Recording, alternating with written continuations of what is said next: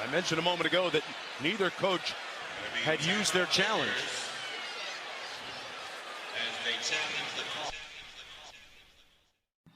What's going on, guys? Welcome back to the Coaches Challenge, where we review pinnacle times within basketball history.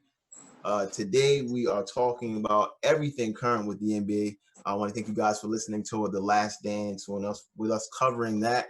So in case you guys didn't know, Jerry Sloan passed away last week, had a huge impact on the NBA. Miggs, Harold, Carl, I want you guys to talk about that exact impact he had on the NBA. I mean, a lot of people don't know this. Like I was preaching a little earlier to some of you guys, that's the original Bull. Like when the Chicago Bulls drafted, that was the number 1 pick, number 4. You know what I'm saying? Led us to a division title, the only title that they had until Jordan came around. Was dropping points. He was known for his defense, and you saw all of that with the Utah Jazz when he coached them. The guy was amazing. He took a program and basically, it's very hard to sell or make players, play out there, convince people to go sign over there in Utah. But he held down a good team for a very long time. Also, Greg Pop's mentor. I mean, he influenced the game in so many ways. He's going to be missed. Yo, Jerry Sloan was that guy. I mean, not that guy, but he was dope when he was coaching the Jazz because he brought that pick and roll with John Stockton and Karl Malone. He started coaching in he coached for a very long time. He coached from 1978 to 2011, and it's crazy because he coached for so long, and the reason why he got out of coaching was because of Deron Williams. When they drafted Deron Williams, he was turning into a star, and he didn't like Jerry Sloan's style of basketball, which worked for him with the right personnel back in the 90s against the Western Conference. They went to two Western Conference two finals against Jordan. They lost, but anyway, Deron Williams, him and Deron Williams had that issue on the court. Deron Williams didn't like the direction Jerry Sloan was taking had on the Jazz. They were bumping heads. I believe it's a players' league, so they chose Deron Williams. Jerry Sloan left, but it's funny because Deron Williams apologized to Jerry Sloan 7 years later. Like 2 years ago, he apologized to Jerry Sloan. He said, it was his fault for the way he acted. He didn't like the way that situation ended. But anyway, RIP to Jerry Sloan, man. He was a dope coach. I respected him I wasn't a fan of the Jazz, but I respected him when he was coaching.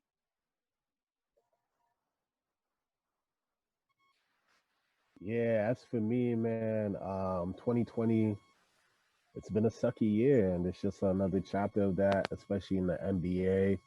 We lost David Stern, we lost Kobe Bryant, we lost the 2019-2020 season, and now you're gonna cement that with Jerry Sloan. So RIP Jerry Sloan for sure, because I think he's probably the best coach that's never won a chip. In terms of his statistical achievements, definitely a Hall of Fame coach. Even though he had the issue with Deron Williams, he definitely coached one team for 23 seasons, and that's impressive because I don't think you hear coaches like that staying with a team for so long. Like you think about every other week, you're hearing a coach getting fired, and it's a new coach on this team for whatever reason. Especially me as a Knicks fan, I think we're on our 23rd coach in 2 years. But he was there for 23 seasons. When you think Utah Jazz, you definitely think Jerry Sloan. I think on their banners, they put up 12-23 because that was the amount of games that he won. He won 60% of their games overall. I think a lot of respect has to go to Jerry Sloan. I think the only thing that he didn't do as a coach is just win a chip. But even when you think about pick and roll, the original thoughts that you think of is of Karl Malone. Karl Malone and man, what's the point guard again? I forgot his name, but whatever. But you definitely think about like, Jerry Sloan in terms of that. So I think the NBA is definitely gonna miss him. And with that being said, I just want to say RP Jerry Sloan. Condolences to his family and his friends. But yeah, on a brighter note, there's a lot of talk, there's a lot of humbug. Me and Carl were going bumping heads earlier this year. No, not earlier this year, but towards the And I was right. When the NBA got shut down, we was bumping heads about whether the NBA was going to come right. back. And of course, I was saying that it's not. The news is coming out that they are working with Disney as far as playing out the rest of the season in the Disney facilities. What are your guys' thoughts on that? On the news of the NBA potentially coming back?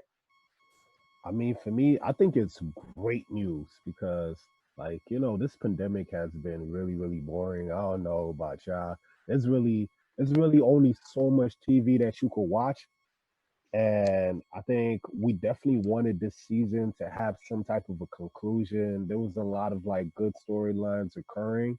And I think a lot of these players come in, they're always saying like, ball is life, ball is life, ball is life. Well, let's see if it's true. Are you willing to put your life on the line for basketball? But on a serious note, like I always thought like the bubble approach was something that they should have like considered when things got, a bit better. And I'm glad right now we are in a position where things are better, where there are vaccinations, where there is capable testing. So I think there's an opportunity for them to pull it off and hopefully salvage the rest of the season and give us basketball back and give us a nice tight little conclusion. Yo, first of all, assuming that the pandemic is controlled and the virus is controlled or whatever, I would love for the NBA to come back, because even if it's just for a playoff 16, even though a certain GOAT said he wants at least 10 regular season games, to get ready, I wouldn't mind going straight to the playoff 16 teams. I heard the Warriors talking about they wouldn't mind if nobody came back, if they canceled the whole season and just planned it for the next season, of course, because y'all not in contention to do anything this year, and that's understandable. Y'all could probably stay if Golden State Warriors don't want to play, they could stay out. We don't need them. Bring back 16 teams, the 16 teams that were in the playoffs. Have them play 2 out of 3, whatever, 5 out of 7, whatever y'all want. I just want the NBA to come back, man. And I think it's great. I think it's great. Listen, look at this. Look, I don't really know what's taking them so long. I mean, you got this whole pandemic and everything, but it's at the end of the day, it's a money game, and it's $1 billion industry right there. They're losing money, and at the same time, they have to finish out a season. Now, for fantasy purposes, maybe you don't need a regular season anymore. But I know for at least the playoffs, especially when it's a tight playoff race, you got to have a couple of games to just kind of determine who's going to go in the playoffs. You just can't give it to the top 8 right there because they'll feel cheated. So it'll always be a bit. At the end of the day, this is heading to a big asterisk chip. Regardless who wins it, it's going to always be an asterisk. If LeBron wins it, it's going to be just something that they're going to throw on LeBron, saying, well, he won it in the short. Yeah, you're right. San Antonio won the championship in the lockout year. They did win a championship. The Knicks almost had it that time, bro. They almost had it. They almost had it. Yeah, we almost did it. We almost did it. We came. Beat the Indiana Pacers, though. But hold on. Larry Johnson. But hold on. The Knicks came in as 8th, and I think like they're the only team in history. And they came in at 8th and made it all the way to the finals. That was close to being some shit right there. To go to the finals. There you go, man. We don't get popped that much. All right, I'm gonna take these pops right now. You guys got that. No O.J. Simpson either. There was y'all were good. Y'all were live, but y'all got your asses whooped, man. I went to the game. I went to those games. But I mean, look, we all want to see the season, but then I'll throw it. I'll flip the switch now. Really, I don't know. You can make a case for some of the players that don't want to come out. I mean, What if you get the virus? What if a leak breaks? How do you control it? Like, do you put fans on? Do you don't put fans, in the season? Like, how? They need to make NBA Yeah. players essential workers. B. And then an They article wear came out today. masks. An article came out today about them allowing some certain amount of their family members of the players to come with them to this like bubble kind of situation. So like, how does that? I don't know. If it happens, I'm just curious to see how it works, how it plays out. I think. Yeah, like I want to see how it works, but I do want to go back because I feel like, we could see there's some good games right now. This is supposed to be a good playoffs. LeBron Bro, versus we need something. Kawhi. Yo, imagine if they come back and whatever, without fans, empty arenas, just the whatever, the people, the announcers, the people that need to be there. Imagine they come back. We don't have nothing else to watch but that. That shit is gonna be epic, yo. It's gonna be a playoff to never forget. Bro, that's why I was telling you guys earlier when I was first pitching for this bubble type environment. Because in the midst of the pandemic, yeah, I pitched it before everybody was talking about it. Now that's the rage. And they took your idea, man. I don't know. Yo, people's calling me idiots when I first brought it up, but you know what? I said that well, was it's calling you an and idiot. laughed at you with my big ass laugh. laugh. I was like, now it's being more controlled. And look at that shit. Yeah, I was so read that letter. He was like, oh shit. It's being controlled exactly as I said it should be controlled. I said, like, look, first you gotta wait for some of the regulations to be taken off, like when things are safer, and then that's when you start implementing it. Because I always knew that there was gonna be like a time period where things will be better, but they weren't gonna be good. And we're in that time period right now, and that's when you take advantage of it. So, like, I think if they keep everybody in the bubble, one great advantage is scheduling. Because right now we at home, we have nothing to watch. Honestly, they could have one game at 1 o'clock. They could have another game at 3. They could have another game at 5, another game at 7, another game at 9. Like, yo, that schedule will go quick. In my opinion, I think that's one advantage. Nigga, they need at least 2-3 days in between. Yeah, but you could have 2-3 days in between. You can still do that. You already got 2-3 days anyway. Okay, so hold on. So let me ask you a question then. How does an NBA look like how does a returning NBA look like to you guys then? I think how would you want it to look like? I think me personally, I think they should definitely start off where they left off. So I think everyone has about 16 games left, and I think they could get through those 16 games pretty quickly. Like what Harold was saying, LeBron James is one of the people, and I agree with him, that you want to have at least a few games before you go into playoff games. Because it's like if you mess up in a playoff game, it's almost like there's no coming back. You mess up in a regular season game, like you're learning the other teams. You're getting footage because you're seeing how people are coming back. Like maybe Dame Lillard is not the same Dame Lillard. Like, like people's shots are off. So you need those few games before the playoffs to sort of kind of like pretty much get your footing. It's practice against NBA players where there's something at stake. And I also think like, it's important. If I was like a team like the Knicks or like a team like, the Chicago Bulls, like one of those bottom teams, like I'd be very scared of them implementing new policies right now. Like, let's say, like, let's just do these tournaments, right? Because a lot of teams in the East end up making it to the playoffs with bad records.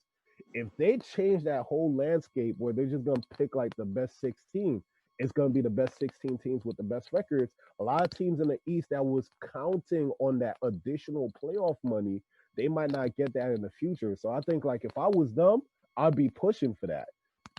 Yeah.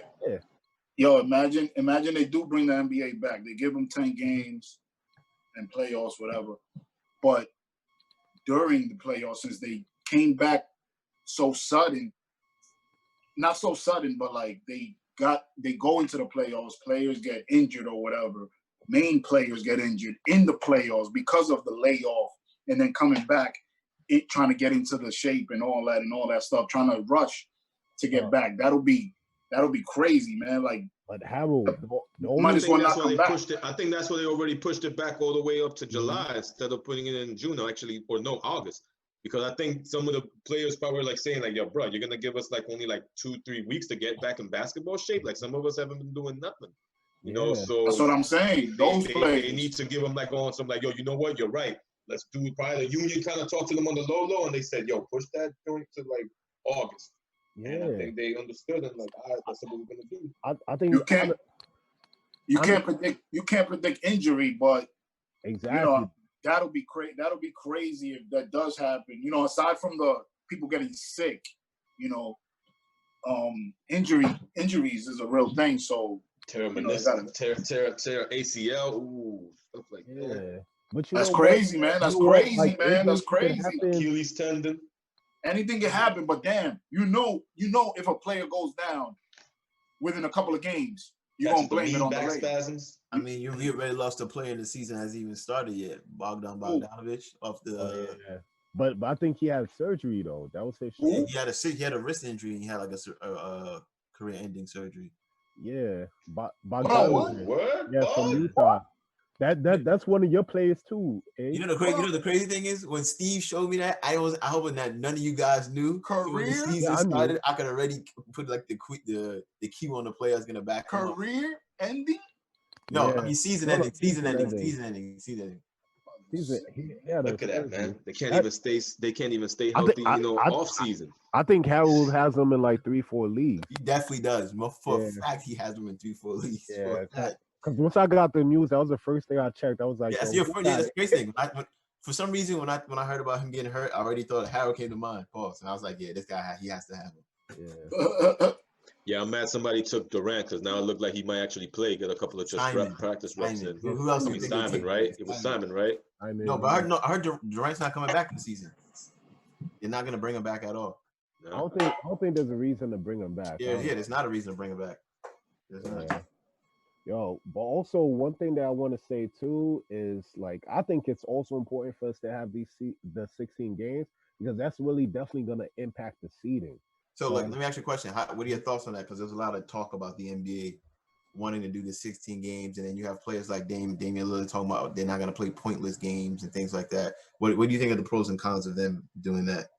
I mean, the pro definitely is like it definitely impacts the seeding. So like right now, like you got let's say like the Lakers at 1 and the Clippers at 2. Now, well, I guess it don't really matter because there's no really home court advantage in terms of that. So seeding is important because there's no fans for that. But in terms of like lottery teams like that affects like the percentages. Like some teams have an opportunity to lose more. So like maybe the Knicks might want to lose more so they could get LaMelo Ball. The Knicks always want to lose more. Yeah, and then you got other teams like what's it called, the Portland Trail Blazers, the New Orleans Pelicans. Like it was pretty close for the 8th place. So I think that gives them an opportunity to fight for that. So I think they gotta play it for the seeding. I don't think they meaningless games to me. It's important. I think they should the non-playoff teams leave them as is. Bring back the playoff teams. Even though I understand Damian Lillard by saying he doesn't want to play meaningless games, but you got to play. It's not going to be meaningless games. It's not going to change the playoff seeding, but it's going to count towards the season record, I guess. Man, listen. At the end of the day, you sign a contract. There's games to play. You got to play. That's it. You sign a contract. That's your job. Shut up and dribble. Shut up and dribble, guys. Not like that, but I'm just saying it's you got a contract. You have to go and honor it. But besides, at the same time, it's not even meaningless games that way. We're in what? It's gonna start when? In July, August? But when's the season gonna start? But the game's gonna start like probably like December. No, you know what I'm saying? Like the games won't be meaningless. The games they're not gonna start in October. The games won't. The games won't be meaningless no matter what, because if you're gonna play, play to win, and especially if you have a chance, I know for a fact if you give the Lakers meaningless games, they're gonna take it for real, because that's a chance to practice against real opponents instead of practicing with each other. You feel me? And heading into the fire that is the playoffs. But at the same time, they're not going to have a lot of off season this season. No, it's not gonna start like 4 or 5 months later. They're gonna start late. But they're not gonna start that late. They're gonna start probably like November, December. This is only a couple of months away. You might as well start practicing now. Miggs, honestly, games, take and go start getting better. Miggs, honestly, in my opinion, I don't think they might start until like February, March. Because you gotta remember, like people thinking like this corona thing might come back again. And during those winter months, that's when it's free season and all of that. That's a very high risk situation. Yeah, so it's to be determined pretty much. You saying we just changed the regular season landscape for the future? Yeah, I mean not for the crazy. Not for the future, but definitely whenever for the this time being. Yeah, and then also too, like you gotta remember too, like some teams like they plan on who they want to see in the playoffs. So maybe you don't want to see the Lakers in the playoffs, or maybe you don't want to see another team in the playoffs. So you gotta play these like last 16 games so that you could implement certain strategies. And Harold also too, like LeBron James definitely he's one of the higher averages in terms of turnovers. So imagine he's coming back playing playoff games and he's throwing like passes thinking that like his plays are supposed to be there. They don't have the chemistry, they don't have the end game, and he's making those type of mistakes. Like you need those 16 games for them to get used to each other. Damn. As a Laker fan, I felt like I was sub 2. I felt like some of that recoil came on me. Nah, you was just a casualty. My fault, man. LeBron for MVP. So there you go. Speaking of MVP, so let's say like the NBA goes straight into the season and whatnot. Who are you guys giving the awards to after the season is done? We got the MVP, we got the rookie of the year, most improved player, defensive player of the year, executive year, and coach of the year. All right, let's start with coach of the year. Who are we giving coach of the year to? I'm gonna go with Toronto's dude, man. Right now, what was his name? I always forget his name. Nick Nurse. He looked like that dude from that movie with this guy Bow Wow. Nick Nurse, boy. Nick Nurse. Yo, I think the movie was Like Mike. Yeah, like Mike, right? It was like Mike, right? Yeah, Nick Nurse, man. I think he's gonna get it. Because look, you gotta look at the team now. Like I thought once Kawhi left, you would have thought that team would have gone downhill. But they fighting hard body. They fighting with Milwaukee, for the top of the East. I mean, that's kudos to them right there.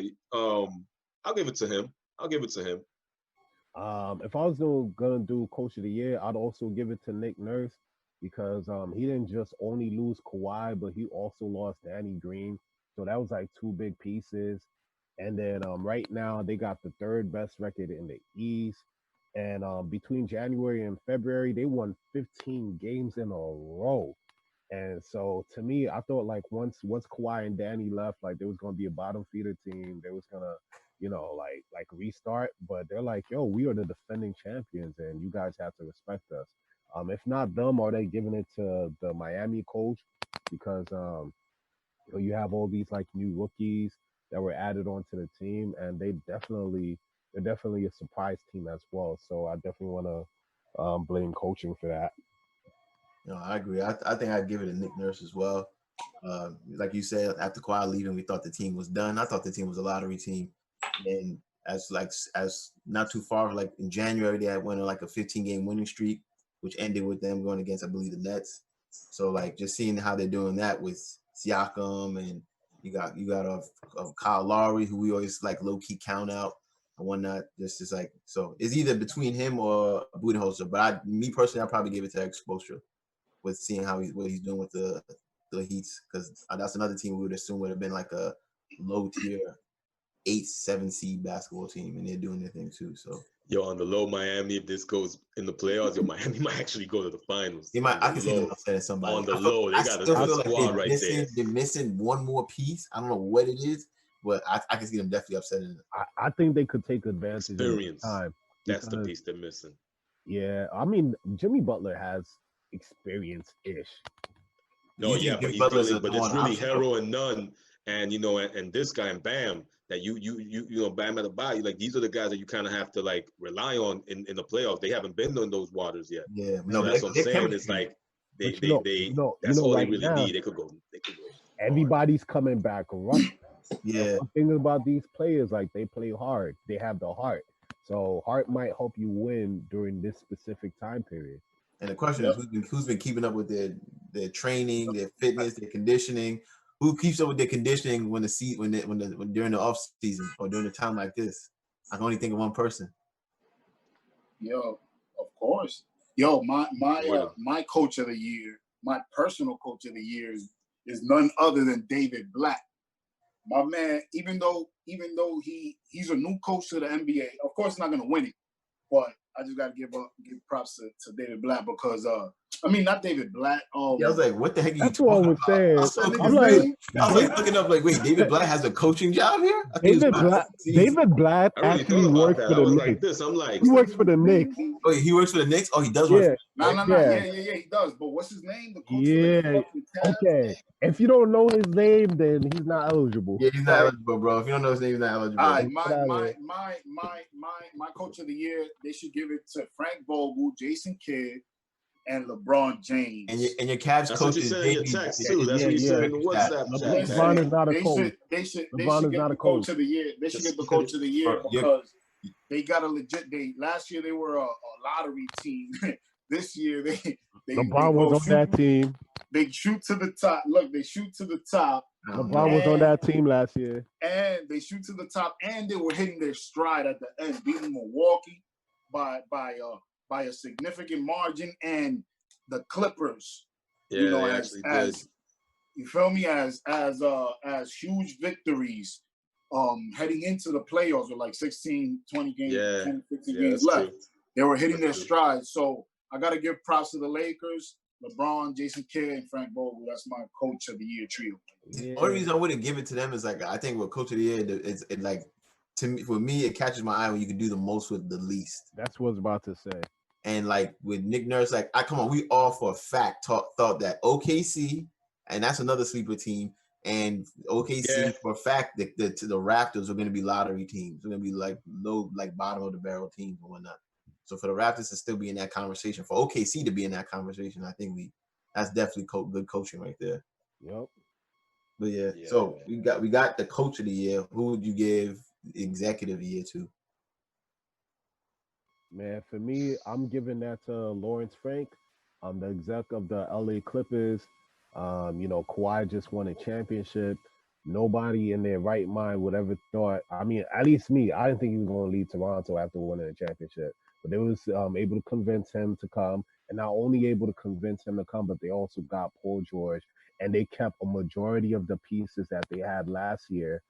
They only got rid of I think Shai Gilgeous-Alexander, who was like a rookie, although a great piece, but at the same time they was able to keep a majority of the pieces and add 2 franchise players in Kawhi and PG. So I got to give it to Lawrence Frank of the LA Clips. I'm going with Pat Riley.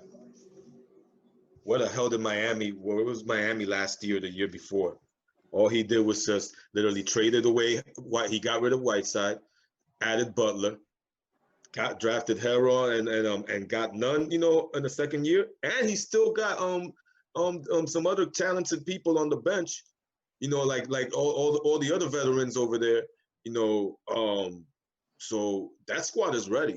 I mean, all they need is maybe 2 years, playing together 2-3 years, and they gonna compete in the East, because it's not like Milwaukee's gonna get any better.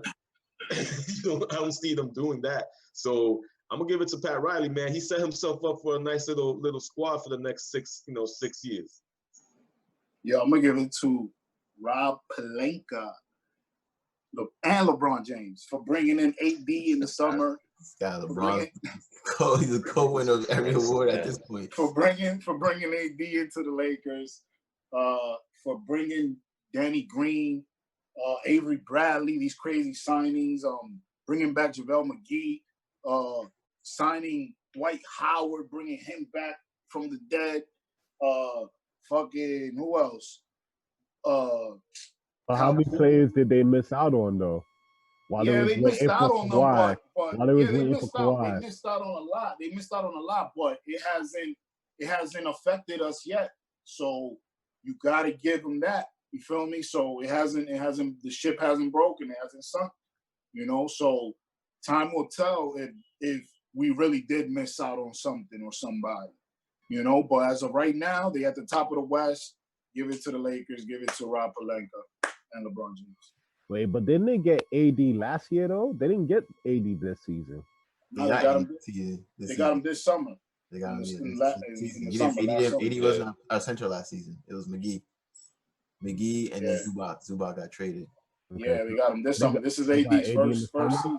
Okay. This is AD's first summer with the Lakers. Yeah, even I have to think about that because of the damn layoff, man. It's hard to keep track right now. That's why I said David Black as the coach of the goddamn. Nah, bro, that's not even that's not to keep in track, bro. He was in the past with that one.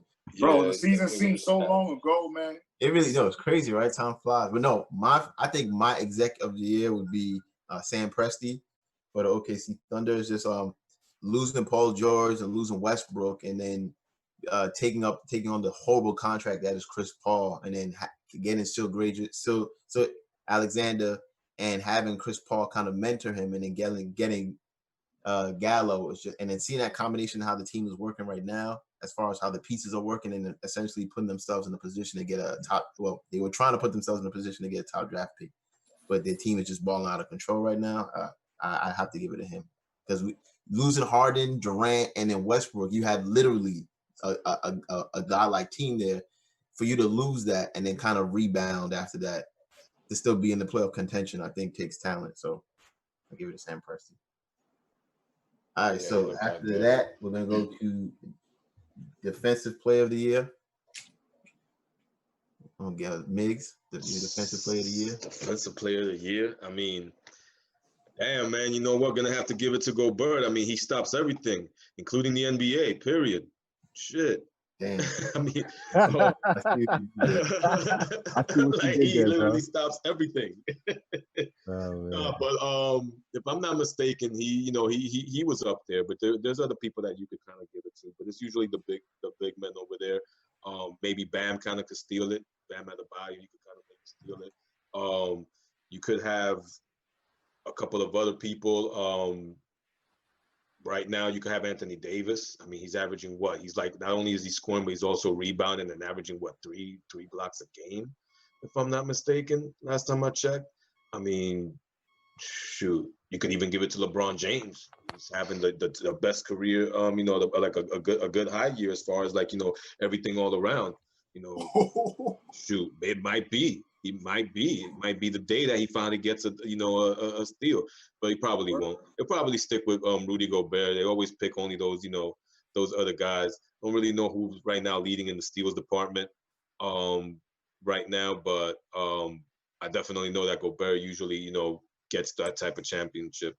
But let me ask you something. How do you really judge this right now? Because like what. Like right now, people thinking that, Zion could be Rookie of the Year and something like that. So how do you judge right now, like what people do before and what they continue to do, especially if you don't have any teammates? Let's talk Rookie of the Year after, but. But let me ask you this: but what do you do like with those guys? Listen, there's three candidates right now: Greek Freak, Anthony Davis, and Rudy Gobert. You could maybe say 4 with Joel Embiid, but. Mm-hmm. I would have to give it to. Why would you put Joel? Okay, well, my Defensive Player of the Year, I would give it to Anthony Davis. Yeah, Anthony Davis. No, I'd give it to Anthony Davis. I'd give it to Anthony Davis. They're at the top of the West. Me too. I give it to AD. They're at the top of the West.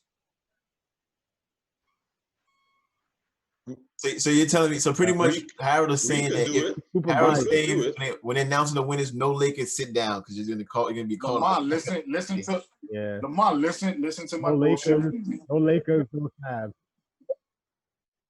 or the Cavs, the Oracle. Don't forget the Lakers at the top of the West, and everything is going great. Give it to Anthony Davis. I It could have this thing could have really tipped over after the off season that we had prior to this season, where they fumbled on Anthony Davis, all of that rookie, all of that stuff about rookie being upset about getting traded, and then Magic Johnson stepping down because Rob Pelinka was talking shit about behind his back and all that stuff. So I got to give props to the Lakers for turning what they did LeBron's first season there to this season and the respect that they're getting. So I got to roll with the Lakers and Anthony Davis, give him Defensive Player of the Year. Yeah, I mean, me also, I'll definitely go with Anthony Davis. He definitely upgraded that team to what they were last year. I think they only had one good player, one decent. Well, they had a bunch of good players, but LeBron wasn't really making the team what it is now. Ever since AD came in, they're like the third best defensive team in the league, and I think that's really impressive. I think last year I remember Kuzma had to push LeBron into defensive position, so now we're not dealing with stuff like that. And so when you look at AD, not only is he a rim protector, he's blocking everything that's coming his way. He's averaging 2.4 blocks a game, which is third in the entire NBA, but he's also playing defense on the perimeter. So he's going out there, he's stopping dudes, and he's definitely making a big impact in terms of the Lakers defense, because definitely what we see of them last year with LeBron leading and now with AD on the team, it's a big difference. So I'm going to give a lot of props to AD, what's going on in Los Angeles. Lakers were.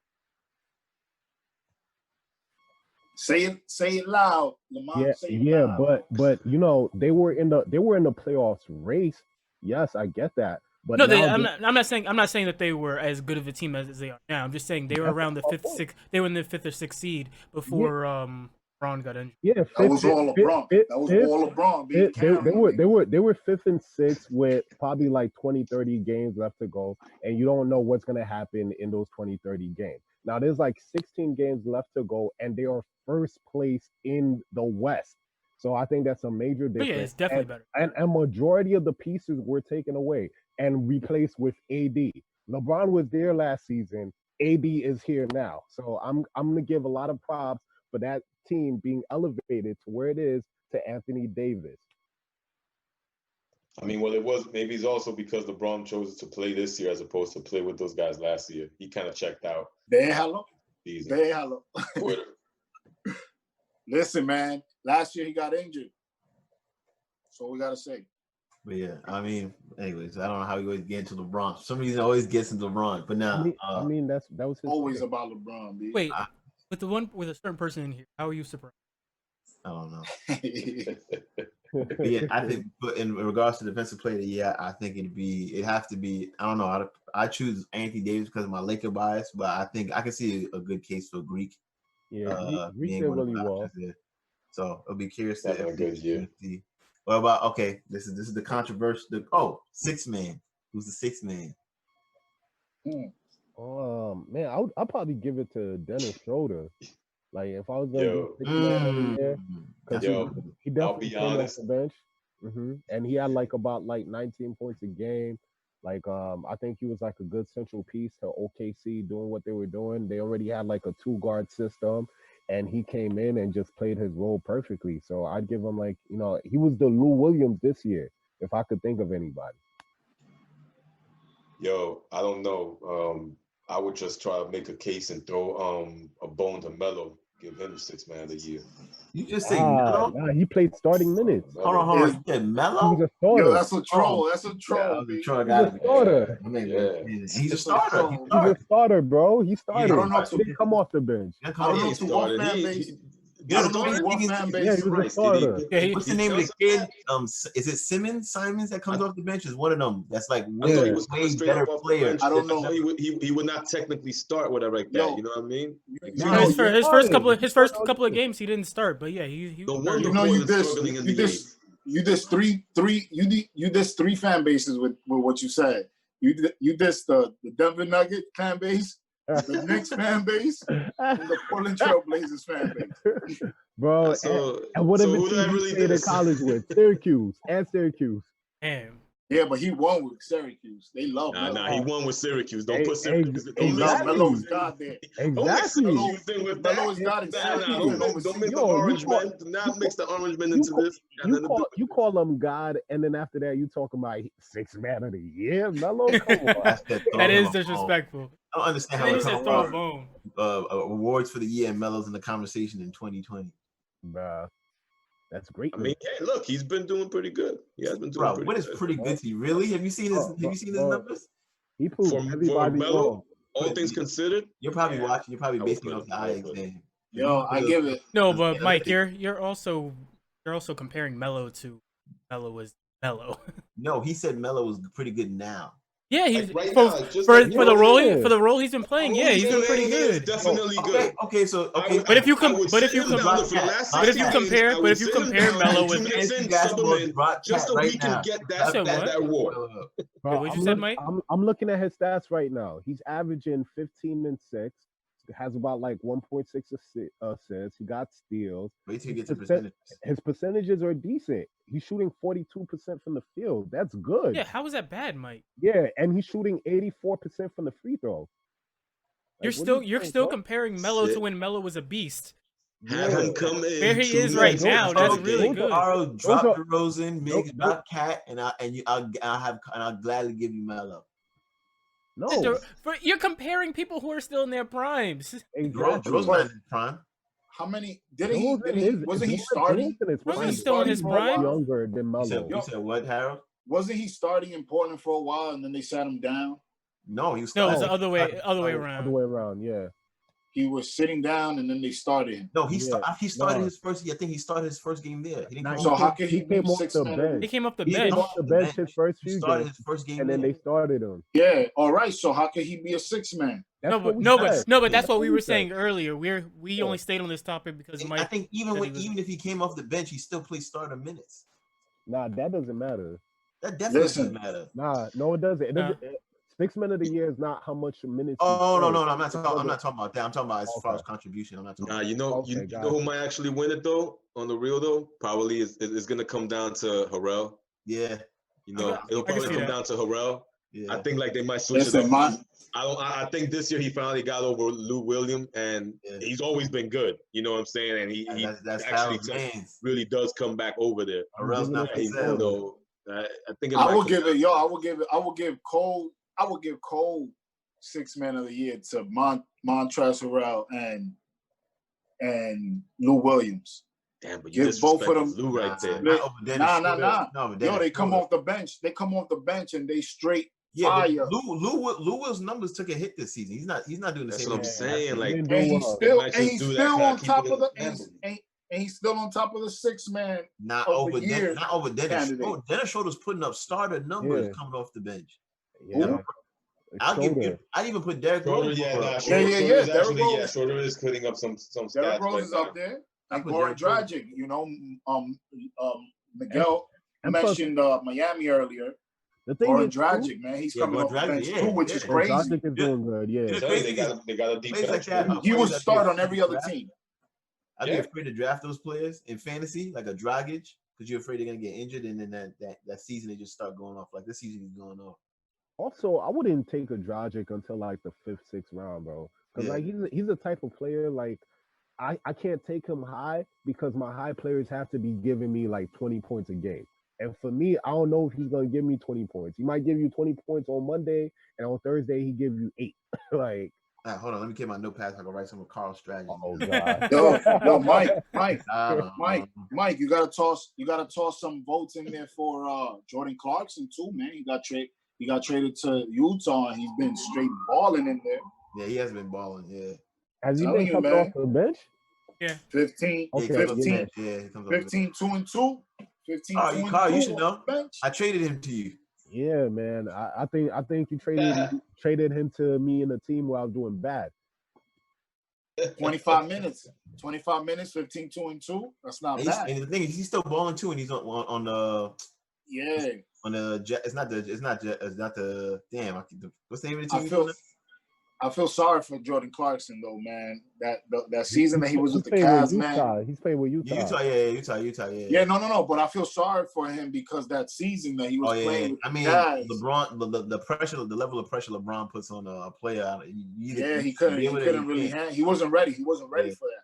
He wasn't ready for that. It was too much. He hit a brick wall. Yo, but then after LeBron left, that shit became a wasteland. Yeah, and he was buried in there. In there. He's balling now, and now that Bogdan is injured, he can. That's what I'm saying. He saw the light, man. He got out. He got out of the wasteland, bro, and he's actually succeeding. So too late for me. All right, so we get to the main. We're getting close to the main event, the one that everybody, for some reason, I don't know why, are debating about it. It's not a debate. Yeah, I don't think it's not a debate at all. I don't know who's debating it. Yeah, it's Ja. That's it. Ja Morant, Rookie of the Year. That's it. You know who's debating it. That boy is nasty. He's nasty. He is nasty. He's a problem, bro. Before H, he's a problem. It would be close if certain incident didn't happen earlier in this. I don't think it would be close. I don't think it would be close. With the production that he's doing and with the fanfare, it would still be close.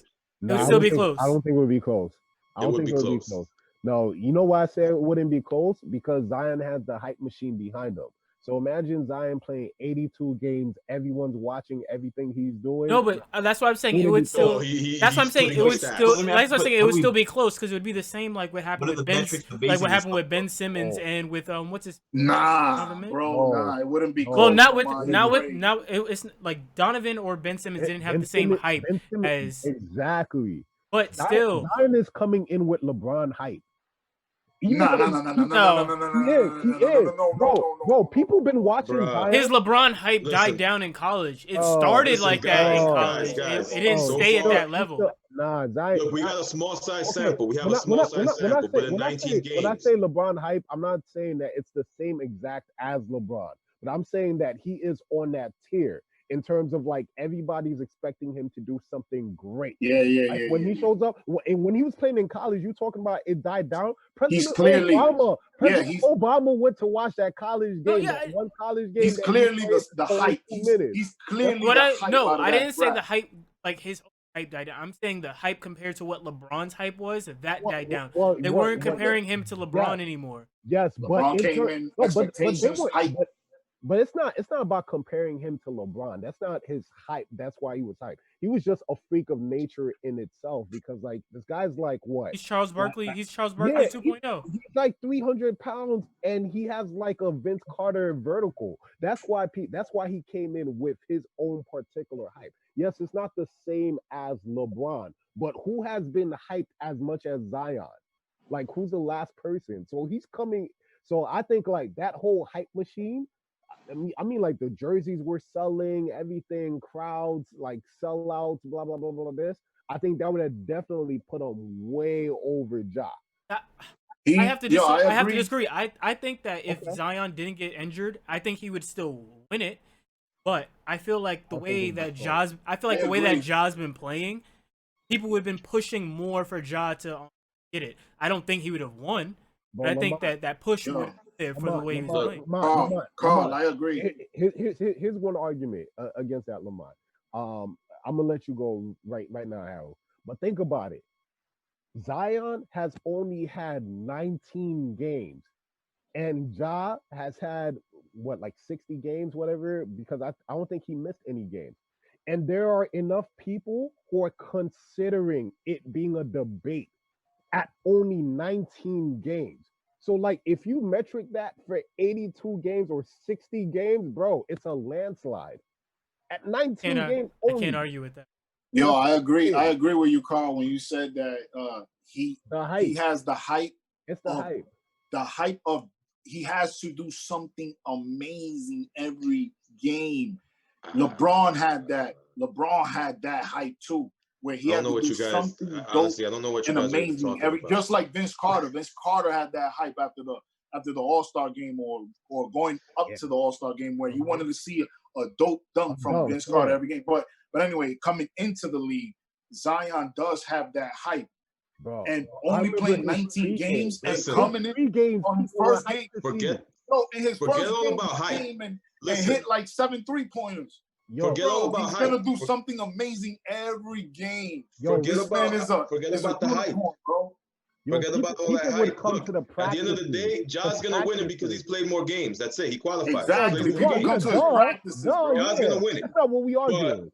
But if we're talking about who would have won it if Zion would have been injured, I mean, it's gonna be Zion, and not because of the hype or anything, bro. He's putting up right now 23 points a game, almost 7 rebounds, and he's shooting almost close to 60%.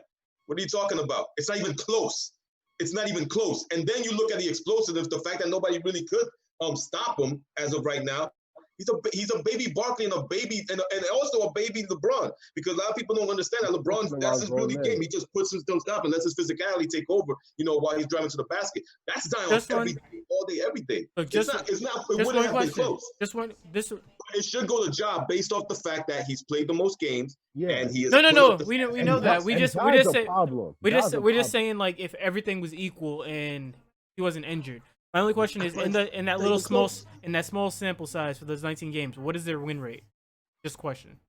A lot better when Zion came. A lot better. No. I'm just saying. But from the 19 games, how many are wins? I don't remember how many are wins. I do remember that they weren't even close to playoff contention. And when Zion came in, he brought them close. That's why a lot of people were saying that if Zion was able to get them to the 8th seed, then people would really consider him as being the rookie of the year. That's when the debates really came in of him possibly winning it, was when they saw, oh shoot, Zion coming in, now they might actually get 8th and push Memphis out. And if he does that, even with a small sample size, people were saying that might be enough for him to get rookie of the year. So he definitely improved them. Okay, no. I gotta give props. Fair. Yeah, I gotta give. Actually, no, they're not too far off from the playoff contention. They're only about. Yeah, that's what I'm saying. No, that's what he's saying. That's what I'm saying. Okay, yeah, that's why I gotta give it to. Yeah. Gotta give it. Then. I gotta give props though to Ja Morant, because they're a playoff team in the West. Yeah. And he's been healthy all year. Ja Morant is a problem. It's a problem. I am so upset. I wish the Knicks had second, man, bro. Wait. Lamont, you're giving it to Zion? Yeah, no, I'm giving. No, so the actual award is going to Ja Morant, no question. Yeah, we're all saying that. If everything was equal, my only argument was Zion was still going to win, but I thought it would have been closer. But with all this, no.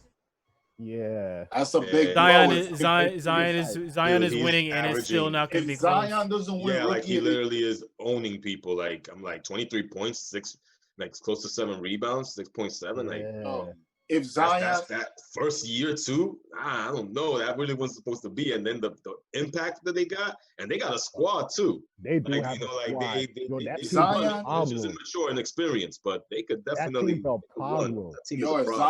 Zion doesn't win the Rookie of the Year, that's a big blow to his career accolades. No, it's to not. his career accolades. Because coming into the league with all that hype and not he was injured. He was hurt. He was injured. That's kind of like being left off the team. But you know why he doesn't even close. But you know why he doesn't care? And he got hurt. He doesn't care because the fact, if he really cared about that, if it really hurt him that much, he would have taken the exact timeline it took to recover instead of speeding it up. Because if he took the exact timeline, he'd be exempt from this Rookie of the Year and he'd be in for next year. That's what Zion is a killer. Zion is a killer. Killers kill. He wants every award he could get, man. But he wants that Rookie of the Year. He knows he needs that. But there was no way for him to get it if he came back at the timeline he came back at. Yeah. It wouldn't be enough games. Bro, his numbers would have made it very interesting, man. By the rules, it wasn't enough games. No, bend the rules. For Zion, you gotta bend the rules, man. For Zion, you were literally creating a situation where someone can argue it 10, 15 years down the line. Yeah. Guys literally said bend the rules for him to win. So y'all bend the rules for Zion, man. Imagine he becomes the real GOAT. The real GOAT. The real GOAT. I don't see it. He gonna wake up. We've all been wanting He gonna wake up. He gonna wake up as Jordan. First of all, John Moran looks way more. John Moran's way more skillful than I would say all of that. Way more skillful. Like John Moran doesn't even look like he hasn't even started yet. Like nah, he's gonna be a problem. He could be the GOAT. He could be the GOAT that doesn't lie and doesn't lose. John Moran's gonna be a problem, but I think he's gonna be like a way better John Wall, a way better Westbrook. Maybe. I don't know. Maybe from not from like achieving like triple-double stats. No, but from like the way he attacks. Making your team win. Yeah. From making your team win. Oh, he probably is referring to athleticism. Yo, the thing about Zion is that he plays with energy. And his mindset. He's an energy guy, so as long as he keeps that energy, I don't see knock on wood. I don't see Zion playing a full season. I don't. I think he's but I think we gotta wait. I think we gotta wait till his sophomore year. I think we gotta wait till his sophomore year to see if that. I think in New Orleans they figured him out though because they know to play him in spurts in like 2-3 minute spurts, man. Because he's energy. Once he's out there, in order for him to make an impact, he has to play with energy. So he has to take breaks. Now, what he needs to do is lose about 10 to 15 pounds. Exactly. But he needs that weight to. No. He didn't. All of that weight is not muscle. He has some fat in muscle. No, he has some fat in there. He looks fat. What do you mean muscle? Whoa, he's fat, bro. It looks like muscle mass to me. No, it's not. I've never seen him skinny though. I've never seen him skinny. Perfect example. Remember when Ben Simmons gained all that weight? This is I forgot what season it was. He gained all that weight working out with LeBron, right? He gained like 15 pounds, and he broke his leg. He broke his leg because he couldn't carry that weight well. Like you're talking about a guy landing on your knees every time from every explosive dunk. But here's the difference with that, though, right? He wasn't used to that weight. Zion is used to this weight, and you're asking him to change his weight. Yeah, this is natural weight. That might bring. No, that's not the case because it's gonna be like the big man curse.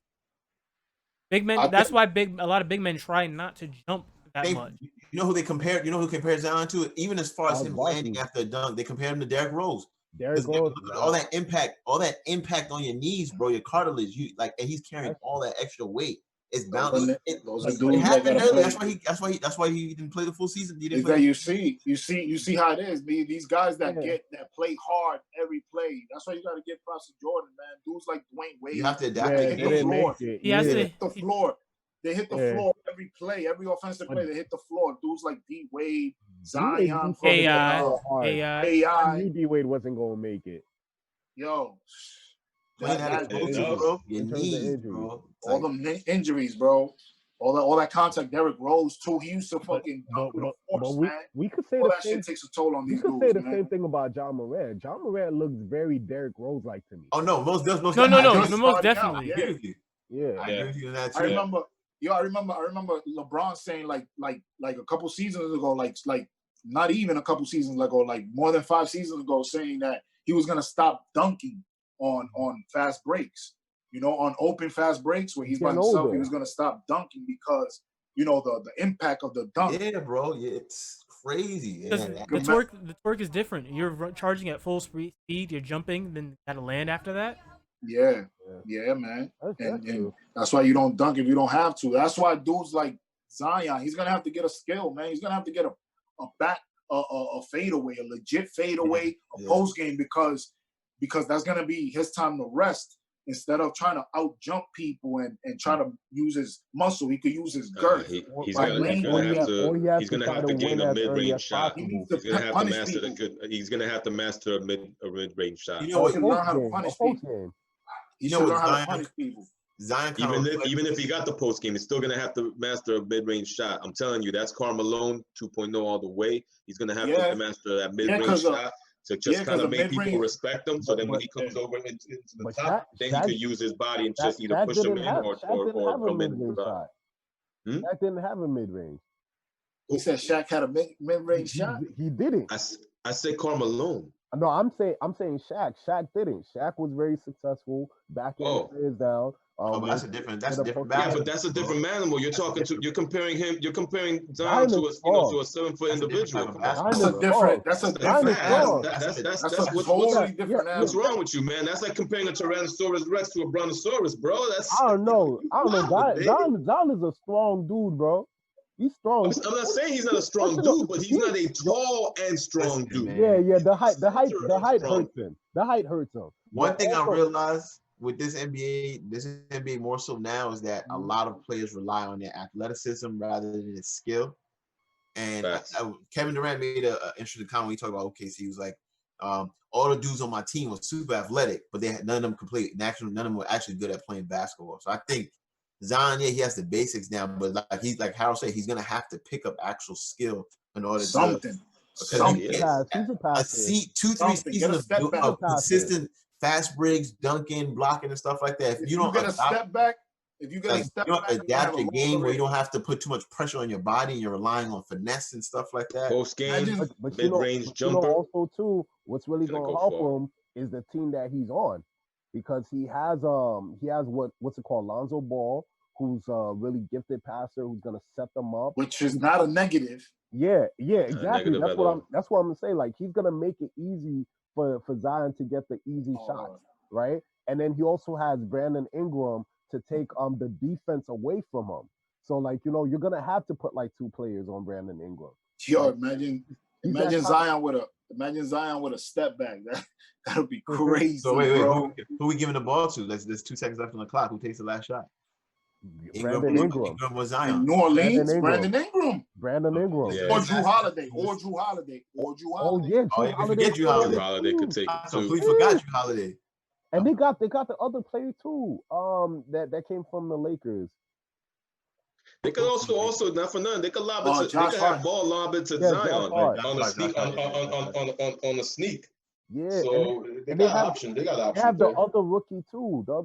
Who's a high flyer. Yo, that team is. Oh yeah. The dude that looks like Sideshow Bob. That guy. They also got JJ Redick on the bench.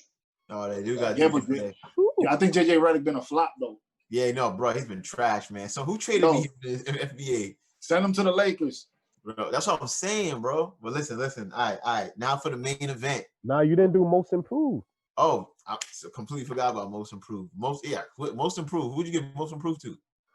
If I'm starting, I'm giving it to Brandon Ingram. That's my guy, bro. Okay. Honestly, man. Honestly, I am so wrong. I got to give apologies to Harold because when Brandon Ingram first came in, like I couldn't see it. What do you mean? You better apologize to me too? What are you talking about? I thought you were talking about Jordan Clarkson. What you saying? No. You used to come at Ingram. I used to tell you that Ingram was better than Ball, and you used to say, nah, Ingram's not better than Ball. No. I thought both of them were trash. Oh, okay. Yeah. I knew Ingram was nice. I knew Ingram. You said Kuzma was the guy. Kuzma was my guy. Right? Yeah, because I gave that. I bestowed that Laker gym to you guys. Okay. Who? No, Kuzma. I've been known Kuzma. Oh, not his. Nah, come on, bro. Like, you talk about stuff in the off season. I keep my mouth quiet.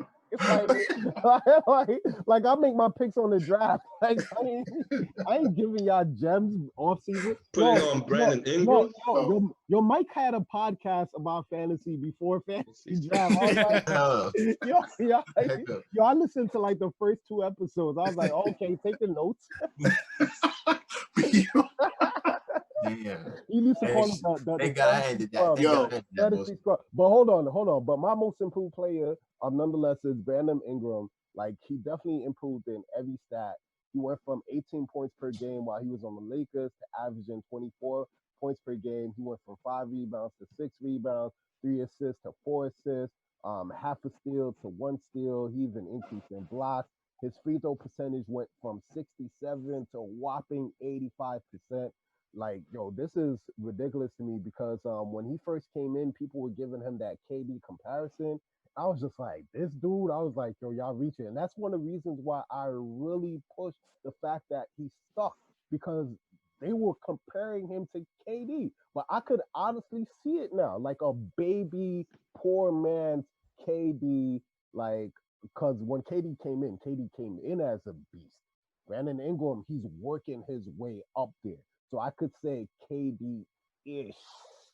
right? Yo, you know what? Yo, That's pretty good though. It's pretty good. Piggyback, Carl, to piggyback off your pick, I agree with it being Brandon Ingram because I could tell since he was drafted, the dude had that mentality of, give me the ball and let me work. But he never really got a chance to get the ball and go to work. Either he was with Kobe or he was with other dudes that needed the ball, Kyle Kuzma, LeBron. Now he's in a situation where they're all the same age. They were the same age in the Lakers, but also they were all trying to figure each other out. And here, players in New Orleans, he finally got with players that have identities like Drew Holiday. Drew Holiday and who was it? Well, Drew Holiday has an identity, but the other players, not that they all have identities, but they all have different. They all play different spots on the floor. They all have their own skill set. Like Lonzo Ball, he's a passer. He's a willing passer at that. Then you got your Brandon Ingram, who's a give me the ball and let me work. Then you also got Drew Holiday, who gets the ball and either sets up his man or can score on you. You feel me? And then you got your Zion, who's a spark plug.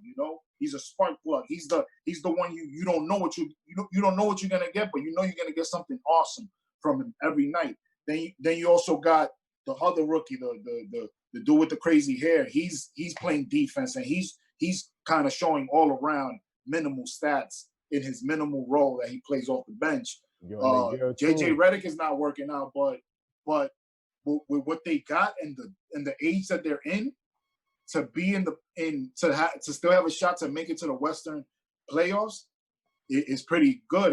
And I think the real reason why they still have a shot is Brandon Ingram. I would give him the most improved player with Bam Adebayo at a close second. Bam was good too. Bam Adebayo at a close second. Yeah, Bam surprised people. Yeah. Yo, he was basically he went from potential to showing it right, like from one season to the next. It's crazy. Like he's actually having the leader of that team. Yo, bro, he's actually the leader of that team. I don't know about that. Jimmy Butler's clearly that team. You know who? These are good people that you mentioned right there. Brandon Ingram. I think Bam Adebayo right there. Bam Adebayo. You know who's really gonna win it? It's gonna come down to Trae Young. That's who's gonna win it. What? How? He had good stats last year. 2018, he was only scoring 19 points, 41 field goal percentage, 3.7 rebounds, 8 assists. Now he's dropping damn near 30 points a game, 43 field goal percentage, 4 rebounds, 9 assists. How dare you say that from last year? That's a huge leap. Miggs is trying to Google Thaddeus. That is damn well career. No, I was gonna say, honorable mentions with Hassan Whiteside too, just off the fact of what he did. He also you guys Whiteside? Hassan Whiteside, yeah. Miggs, you lost. My man was dropping 12. Look, last year he was dropping 12, 11, and only averaging 1 block. Now he's 16, 14, and 3. That's an improvement. That's a huge improvement. And besides, when was the last time you saw Hassan Whiteside productive for this long? Yeah, but he's had similar stats. That's the thing, man. That's why you can't give it to Hassan Whiteside. And I don't think you. Which is why I said Trae Young's gonna win it. I don't think. I'd give it to Devontae Graham before I give it to Trae Young.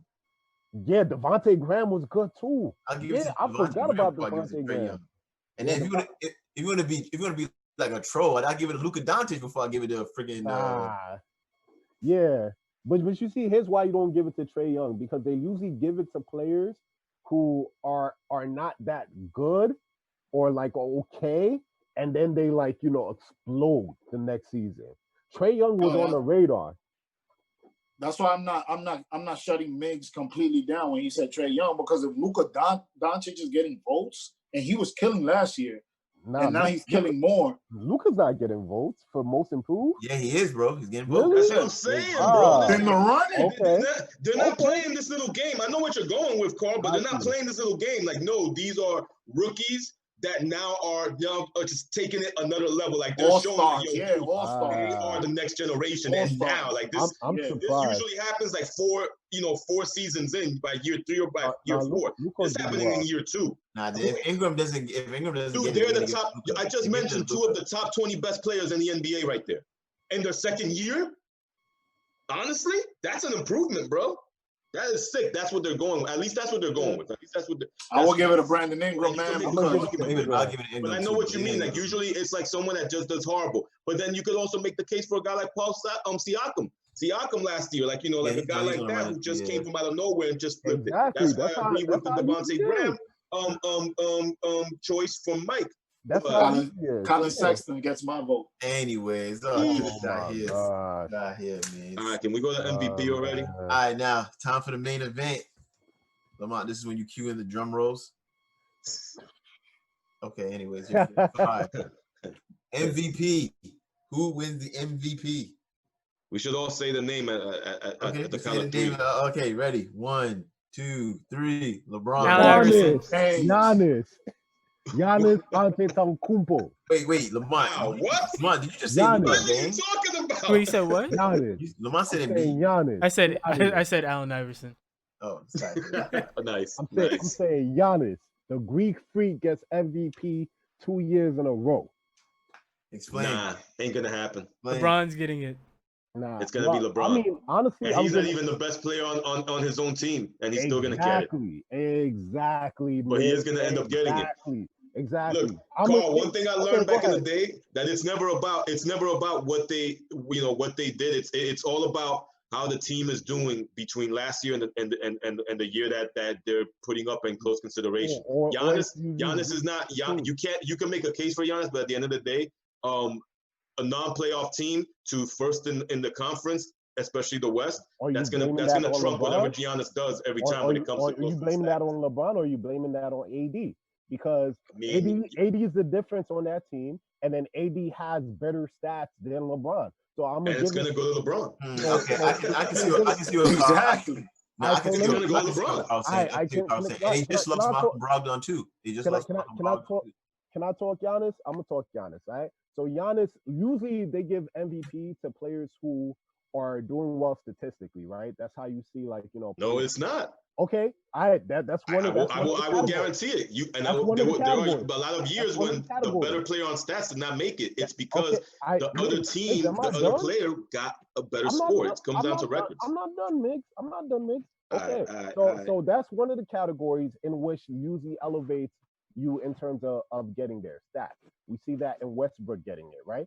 And then they also talk about like team performance. So a lot of times it's usually like the best players on the best team. I think Giannis is the complement of both of those categories. So look at Giannis, his numbers, what he put up this year. This dude averaged 30, 14, and 6. Like, bro, like he's almost averaging a triple-double while also averaging 30 points a game. And not only is he doing it on the offensive side, he's also doing it on the defensive side. So he's averaging a steal. He's averaging a block. He's shooting 54% from the field. He is the league leader in assists. And the Bucks are not just the best in the West, they are the best in the whole league. And Giannis does not have a player like LeBron has a player in AD who is doing statistically better than him. He does not have an AD on his team. So he is carrying that team to the best in the entire league while killing it on the defense. Like, I think their defensive rating, I think like they're like number 1. And Giannis is the best defensive player on that team. He's also not only is he getting votes for MVP, he's also getting votes for Defensive Player of the Year. So if you're combining stats and combining team position and influence, and the fact that he does not have an all-star top 5 player in AD doing better than him on his team, you got to give it to Giannis. You made a lot of good points. But I'm gonna tell you right now, you know what beats that? LeBron James averaging a double-double and picking his team, the Lakers, to number one in the West. Giannis has better stats. Unfortunately. Giannis has better stats than him. MVP is all about a beauty contest, baby. Right now, LeBron looks more prettier than this guy. It's a beauty pageant. Beautiful. Aside from Anthony Davis, these clowns are one-trick ponies. James Harden did not switch up his game from last year to this year. Greek didn't switch up his game from last year to this year. Anthony Davis got a little bit worse from last year to this year. Less rebounds, less points. Who else is the other candidate? Was the other candidate? Yeah, both of those guys. Now, LeBron James turned the Lakers around from last year to this year. Is the leader of the Lakers. Is the leader of the Lakers. Is averaging a career high in assists. Giannis is averaging higher than him in assists. So none of these other clowns are doing anything. These one-trick ponies. These guys are one-trick ponies. To win MVP, you have to win multiple MVPs. You gotta switch up your game. You gotta do something to make the critics say, "All right, he actually switched up that stat." Which is the you gotta dominate. Also, he has the record. He's the clear-cut leader of the Lakers. He might not be doing. It doesn't always go to the dominant guy, man. If that's the case, Jordan would have had 7, not 5. Nah, I think what's it called? Jordan. When Carmelo won it. In 1988, Jordan's stats.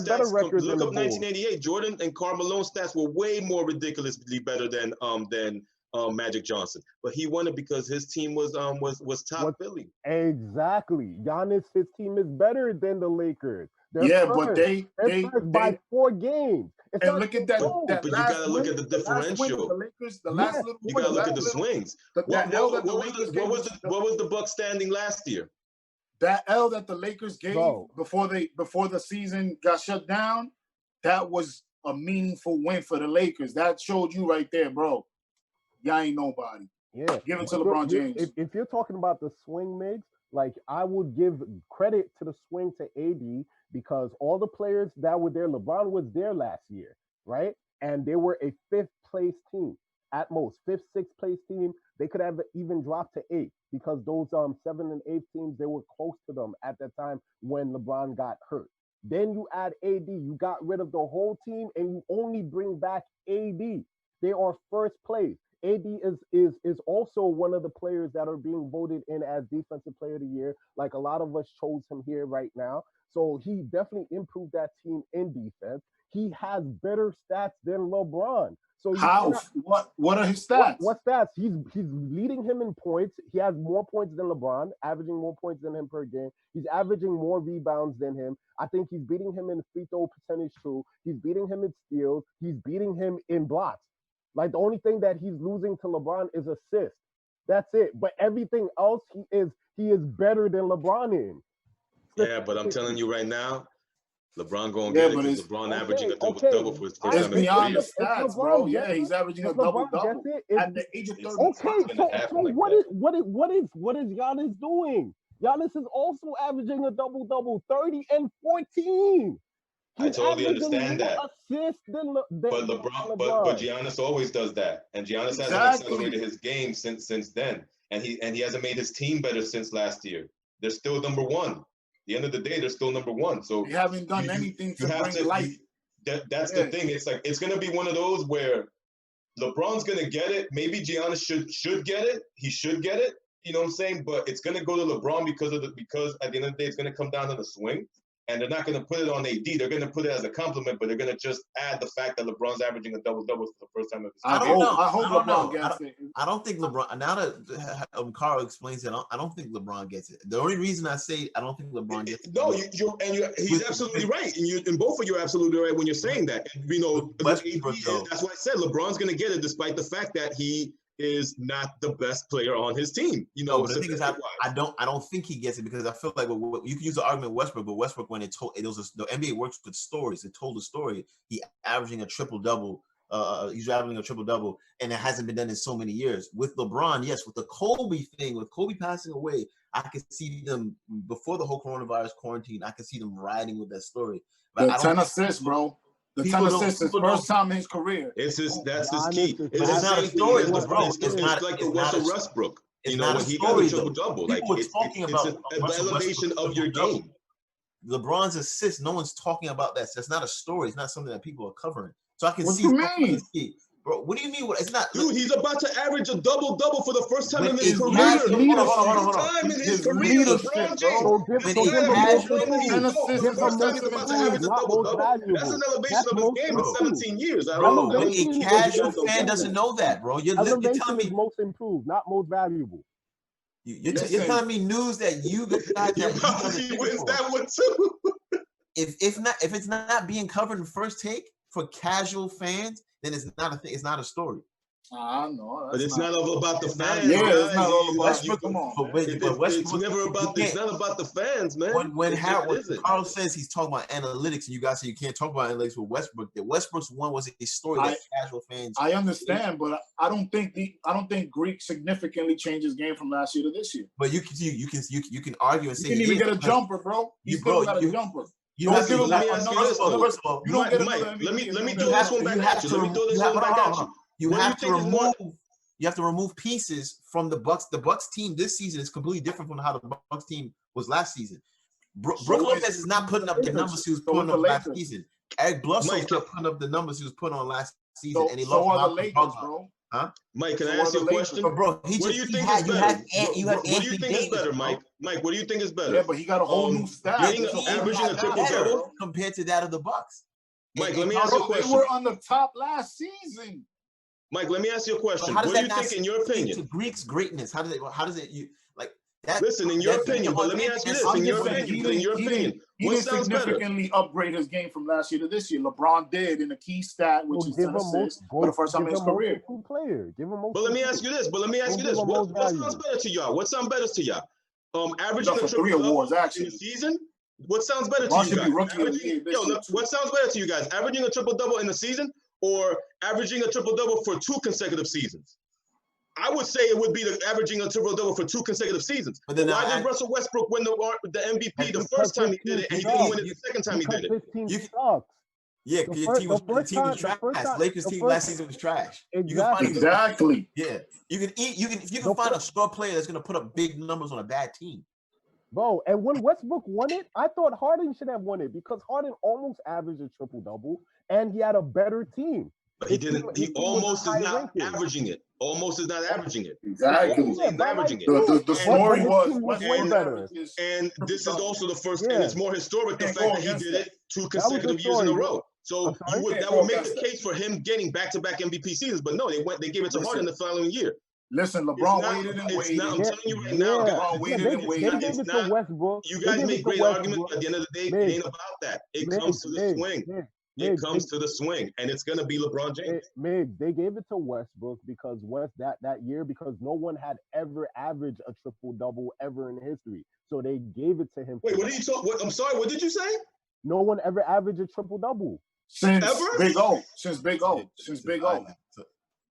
I was about to say, yes, please correct. Somebody correct this man. Okay, correct this man. Great, but whether or not, since I didn't know if he officially averaged triple-double or if he had a that's the big. That was the only guy that did it. All right, I didn't know if he actually had that as an average. I know he had a bunch of triple-doubles, but nonetheless, no. He averaged. He averaged in the season. This is the first time in the big dope. But what I'm saying is that he did that. It's not like he did it like a lot of seasons. Double, that's you usually would give it back. Yeah, point withstanding, there was a long gap between when Oscar Robertson got it and Westbrook got it. So that's what pushed Westbrook to get it. But at the same time, he was not improving his team. So he couldn't get the most valuable player because one of the things that they look at in most valuable player is how is your team doing? So you could be averaging great stats. Like they didn't even want to, they were thinking about not having Trae Young as an all-star because his team sucked so bad. But at the same time, the stats were astronomical. Yo, he was averaging. Why the Lakers are gonna get the MVP? It's gonna come down to AD or LeBron. Final say, final vote. Lamont, who's getting MVP? Who's getting MVP? I would LeBron train, but